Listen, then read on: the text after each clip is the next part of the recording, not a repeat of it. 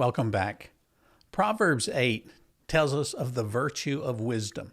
Verses 15 through 17 read like this: By me, wisdom, kings reign and princes decree justice. By princes they rule, and nobles, even all the judges of the earth. I love those who love me, says the scripture, and those who seek me early will find me. In this program this evening, we've talked about homeschooling and how parents seem to be more engaged in the educational process of their children. My friends, it seems to me that we're living in an age in our country where the so-called experts tell us that we need to trust them instead of trusting our own family or our own Christian values and belief. Christians are called backward. We're called illiterate buffoons before believing in the Bible and because we believe God's Word. So many times, Christians today are denounced as the haters in our society and our culture. You and I are called intolerant.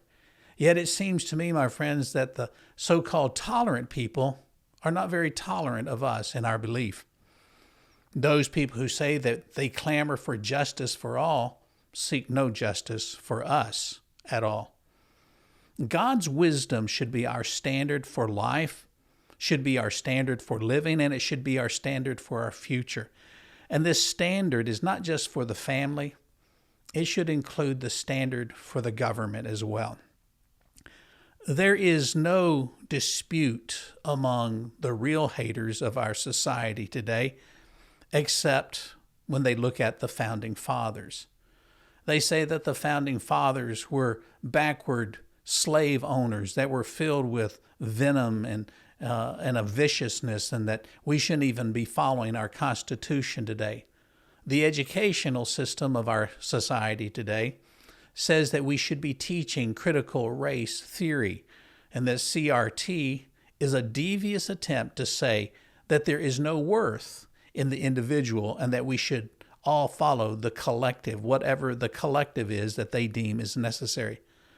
Our Founding Fathers deemed it very necessary to follow the Judeo-Christian values of their time, and the first thing that they did in the Constitution was to establish that laws, our rights, come from God. Your right as an American comes from God. Your right as a parent comes from God, and it's not granted to you by the government or any elected official. Nowhere else do we see it so being infringed upon than in our educational system. Our education system and our children in the education system is being violently attacked by a leftist regime, a small minority that seems to think that if they can shout the loudest, they can get the church to cower in a corner. Sadly, that seems to be the case. Churches are quiet, Christians are timid, pulpits are just filled with the sound of crickets. Our nation is under attack. Our Christian values are under attack. Our educational system is under attack. My friends, the educational system today should be to educate our children and not indoctrinate them to a Marxist ideal or a CRT way of life. The leftists think that their worldview is the best view. But if that's true, why do so many people seek to come to the United States of America and seek to discover what it means to be free in a free nation? It has been said that freedom is not so free. And my friends, that is true. The late great President Ronald Reagan says that freedom as we know it can be easily lost in one generation. Let's not let that happen. We should never surrender our republic. We should never surrender our Christian values. I'm going to encourage you to stand strong as a Christian, as a man and woman of faith. Be bold, be courageous. I'm also going to ask you to stand for Christian Network Television, for this program, and for the TV station that airs us, WBNA 21. Take the time today to call them to let them know how vital their station is to you and what role Firebase plays in your life. Thanks for watching our program tonight. We look forward to seeing you again next week right here.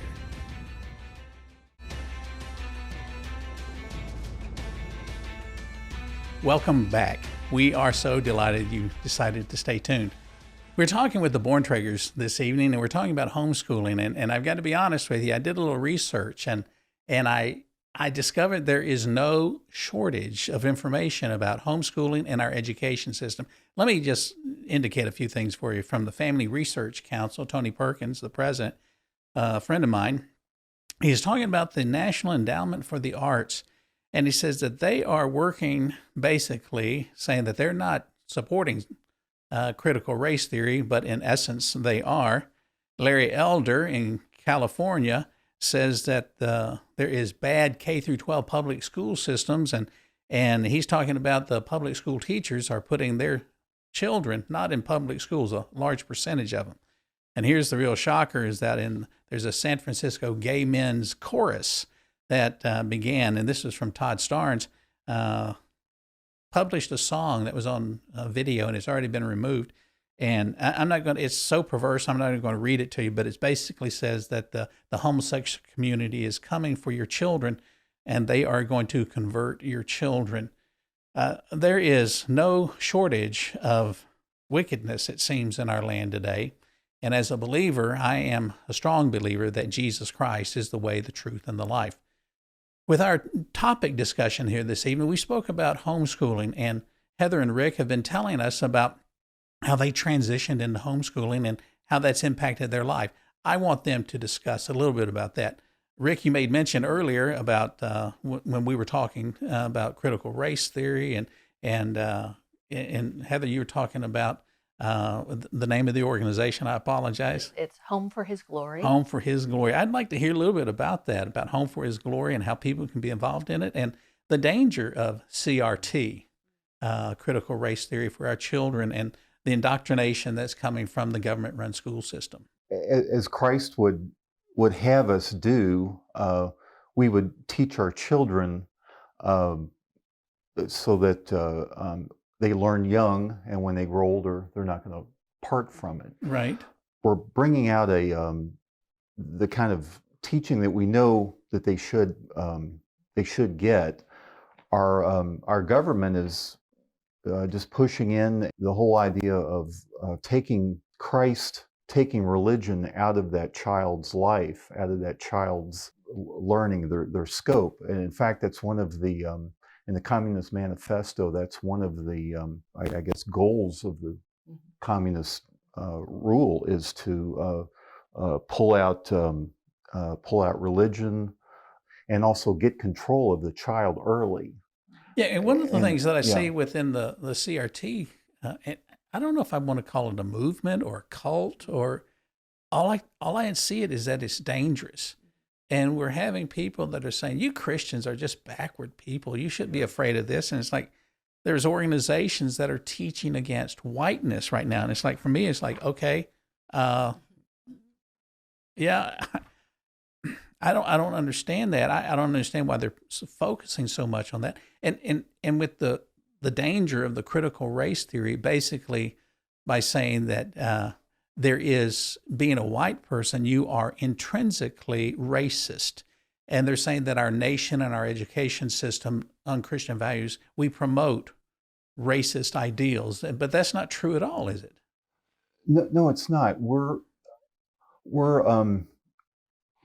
all faiths, all creeds, all colors are just as important to God as any.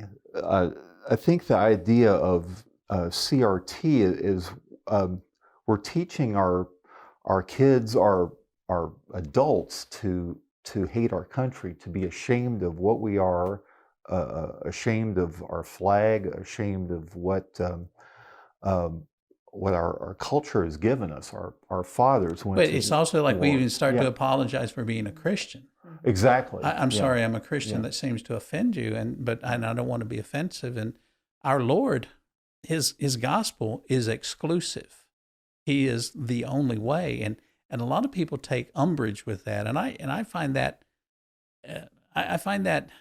that's the racist tone. That's the bigoted point of view. That's the hater who says that we Christians can't be this way. What are you seeing among the homeschoolers and the people that are saying, we want to raise our own children? We have found people that have noticed what their children were being taught through the 2020 shutdowns, and they were able to see on the screen the types of things that were being taught through the schools, and they would like more and much better for their children. And so what we have also seen is that people were afraid to gather together, and they were afraid to interact family to family, and churches suffered. And so we have seen that Home for His Glory, which is a local cooperative organization for homeschooling families, we wanted people to be unified. We wanted to encourage community, and we followed as many guidelines as we could, but we wanted the families to be able to choose for themselves when they gathered as families, as churches.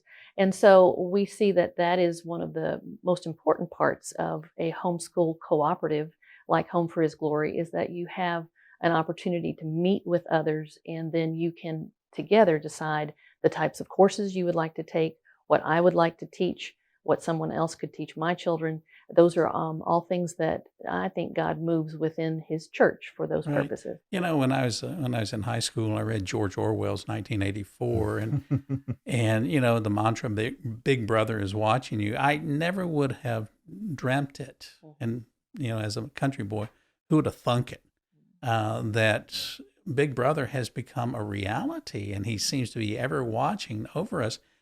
How can the folks at home who are watching get some more information about Home for His Glory, and what's the benefit for that family if they are engaged with Home for His Glory? Well, on the opposite side of a Department of Education and a government system choosing for your family, we'd like to start from the local level and to give families an opportunity to gather together. That's Home for His Glory, which is a Louisville Metro group. homeforhisglory.org is a website they can go to find out more about homeschooling, how to do it, and how to inform the public school if you choose to take your children out. And then there's a state level, which is the Christian Home Educators of Kentucky, where they interact with some of the policy and legislation that is something that we rode the coattails on. Someone did it for us so that we can be legally homeschooling our children from 2000 to 2021.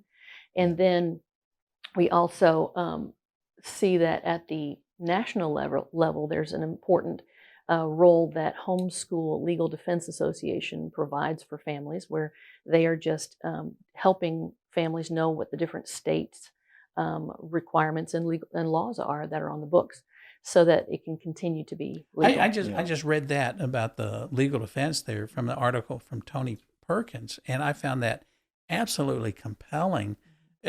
Part of what's compelling is that there is, in fact, an organization that will come to the aid of the Christian families and the Christian homeschoolers. But I also found it a little disconcerting that in the United States of America, that they have to. Yes, that they would have to have some kind of legal defense against the radical haters that so hate Christ and His children. What are some things, we've got about a minute left here, what are some things that you want the people to know that they need to do or they need to be aware of right now? I just know that there are those that God is calling to homeschool. There are those that God is saying, you can do this, and we didn't know if we could make it the whole way. We taught our children from 95 to 2016, but God provided the encouragement, God provided the resources, financial, emotional, every year. We knew that God was providing for us. And so we're very thankful for that. And I've just got to show this to people. This is a picture of their children as well. And Tyler's 26 and Haley's 21. I bet they're just so maladjusted from being homeschooled. They have no social skills, right? These are not paid actors. They're the real thing. We have grown probably more than they have. So we're very thankful for the journey that God brought us on. And if your children, I hope to have them on the show in the near future, what's one thing that they would say to you right now for the audience to hear? I think that they would say that they are each other's really good friends. And so sometimes that's the thing that families found out last year, is that their children might not have enjoyed each other. Thanks so much, Heather. I hate to cut you off. Yeah. We're so glad that you've been with us this evening. Thanks for tuning in.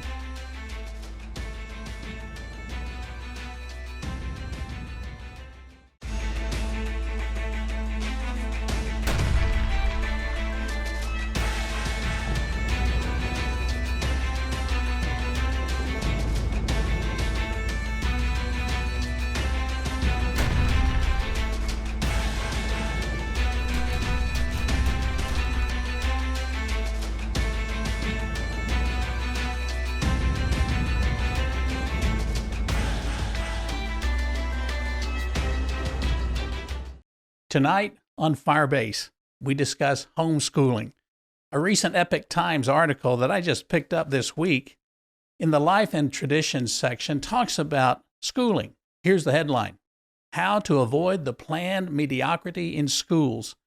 The subtopic underneath it says, no longer are parents clueless about their children or learning, how they're learning, and what approaches to learning works best for each child. Basically, the article is saying parents need to be involved in the educational process of their children. It seems that in our society today, we have for so long depended upon the professionals in the public school system. A dear friend of mine calls that the government-controlled school system.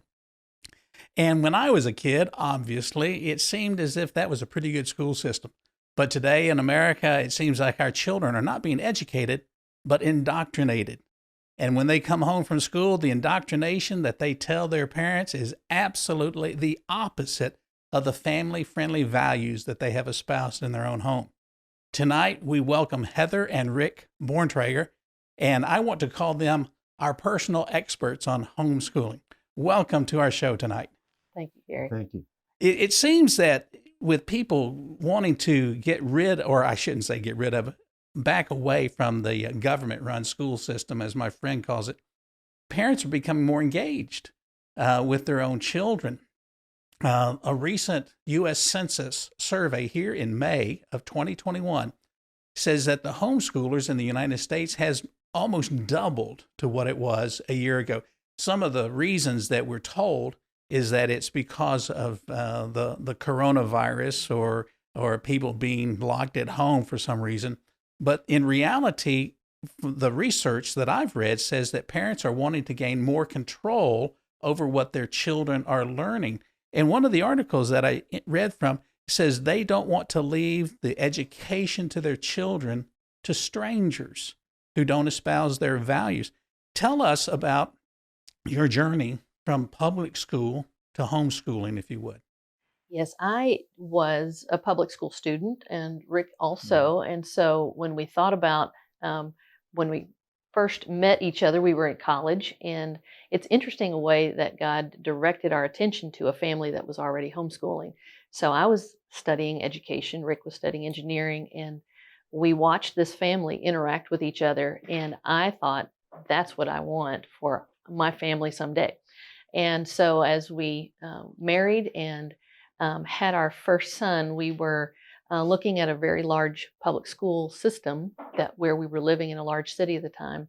And I just couldn't imagine putting my son on a school bus and sending him away at age 5.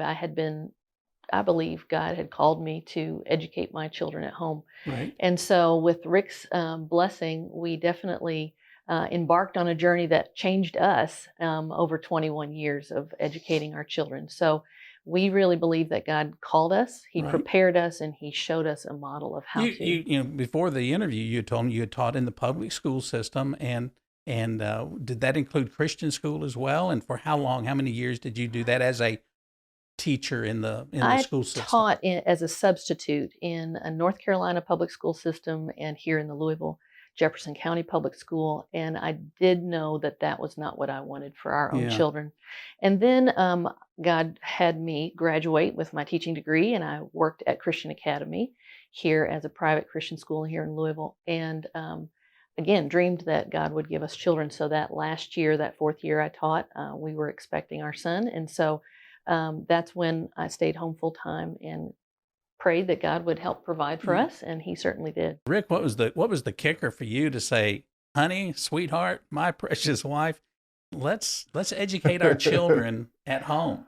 You know, there was this kind of I guess, stigma with our parents, and they said, you want to teach your children at home? Mm-hmm. You know, because we had both graduated from reasonably good public schools where we were, but we didn't realize that as time went on, things are starting to degrade.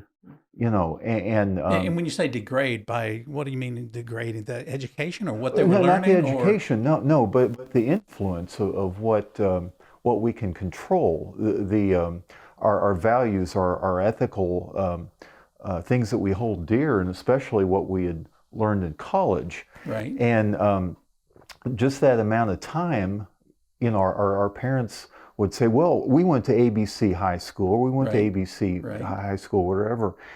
But and it was great, but things have changed since then. So we had to kind of sell our parents as well on that. Plus, They must have thought you'd gone crazy, or that you were like, exactly.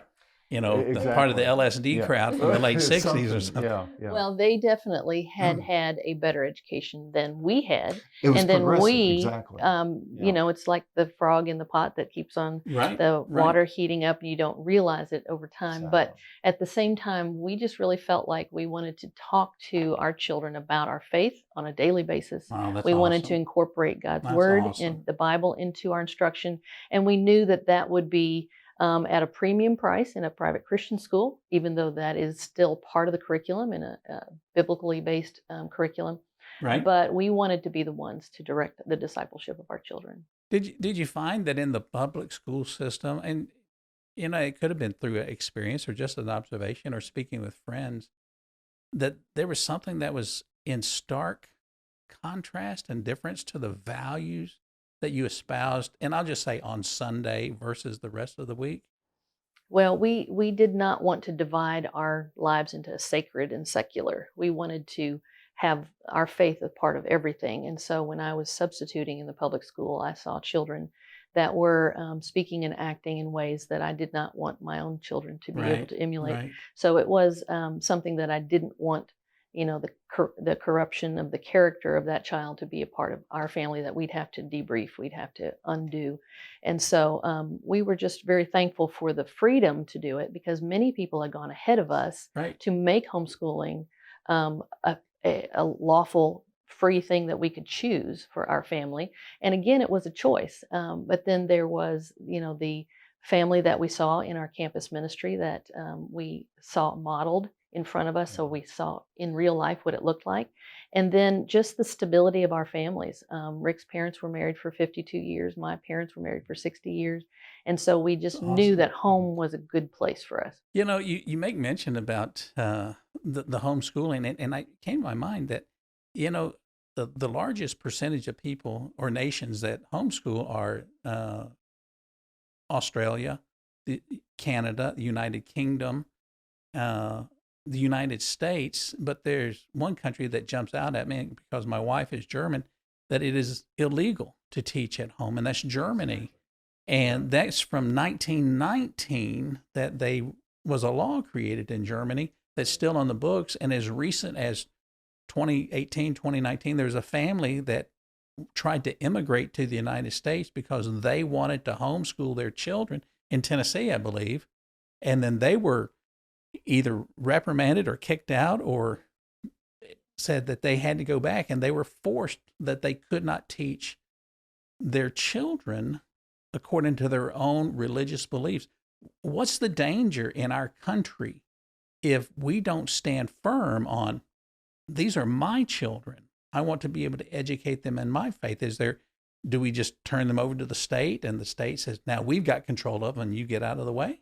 You were saying a little earlier about that our government has, I guess, an agenda to seek out what is best for our children, and that's dangerous because we look at even all the way back to 1883 on Karl Marx's death. We thought at that point communism is dead, but it's like a cancer that dies, but there's a metastasis. There's a re-energizing of this cancer, right? And that right. has been spreading in the shadows, and that's eking its way back into our society, and it's dangerous. Personally, I think to the detriment of our country was in the 19th century, the mid 1800s, was the establishment of the Department of Education, where we got away from the one-room schoolhouse and the community emphasis, and what's happened is that we've bought into a Marxist value of segregation, by grade and by age, and it's for the purpose of indoctrination.